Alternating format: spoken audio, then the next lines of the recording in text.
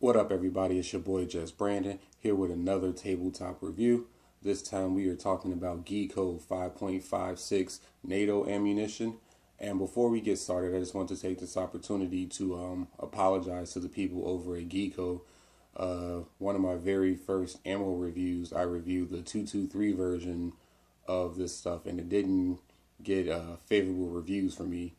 I had a lot of malfunctions, and pretty much anything that could go wrong did go wrong during that session, and I blamed the ammo because my rifle was brand new. Turns out that the problem was with the rifle itself and not the ammo. So in the interest of fairness, I wanted to give them another shot. And the reason why I wanted to give them another shot, primarily because in my area, they're pretty much the only company around, at least out here anyway, that has bulk ammo. This stuff comes in 50 round packs, whereas everything else does come in like the standard 20 round packs. So short of getting the case quantity, which is like 400 or 500 rounds, you don't really have very many options on bulk ammo. So I really wanted this stuff to work, and I think, like I said, the last review I had malfunction after malfunction after malfunction, and I just pretty much threw them under the bus. So originally I wanted to do this review on the 223 stuff I used the first time, but the store that I went to did not have any, but they did have this stuff, and it was on sale. So usually this stuff runs about 13 bucks a box. It was on sale for I think $10.99, maybe 11 bucks a box. So I got a couple hundred rounds and I went to the range. So I used a new rifle this time around. So not the old one that I had that had all the malfunctions. I used a different rifle, and since this stuff comes in 50 round packs, I decided to do things slightly more scientifically. I had 3 different magazines, so I loaded one with 20, another one with 20, and then a third one with 10 rounds. And I ran it up against Federal American Eagle ammo, which, I mean, is pretty much the gold standard as far as ammo is concerned. So there's really nothing I can say about them that hasn't already been said. And so what I did was I would fire 20 rounds of Federal, followed by 20 rounds of Geco.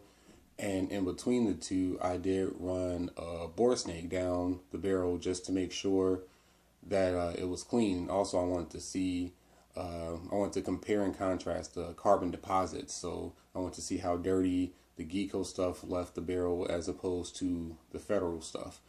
And I gotta say, man, out of, I would say, like, what, 50 rounds that I fired out of here, they all went flawlessly. The American Eagle stuff performed as expected, and to my surprise, so did the Geco stuff. All 50 rounds went off of the Federal, all 50 rounds went off of the Geco stuff. As far as accuracy goes, I was shooting from about 45 yards at an indoor range, and I was getting groupings of probably maybe 1.25 to 1.5 inches, depending on my position.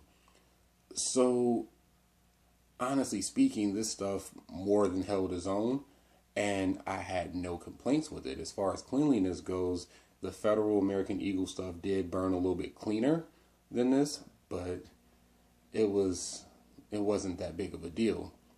So as far as the tabletop review goes, I mean, I cannot be happier that I was wrong about this stuff. It's affordable. It comes in bulk quantities, and at least out here, it's readily available.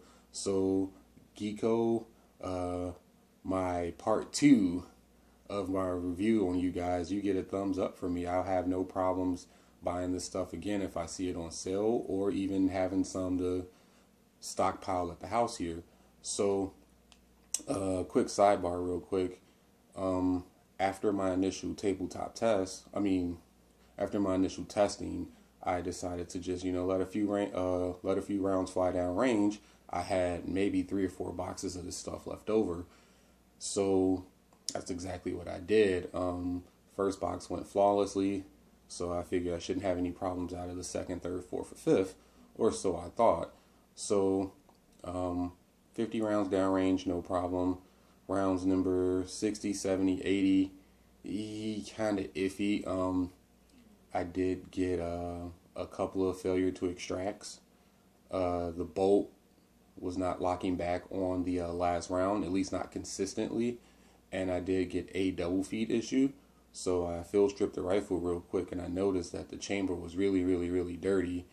And I was only shooting the Geco through it. So my advice, if you are going to be shooting a lot of rounds in here, especially, you know, upwards of 150, 200 rounds, you might want to bring, you know, bore snake with you, or brush, or, you know, some CLP or whatever it is you use to clean your rifle with, and just make sure that, you know, after every, you know, couple hundred rounds or so, you're running a bore snake down, you're, you know, taking a couple drops of CLP to the bolt carrier group. Otherwise, you will run into some issues only in the higher round counts. I didn't see anything, you know, within the first 50 to 100 rounds of this stuff.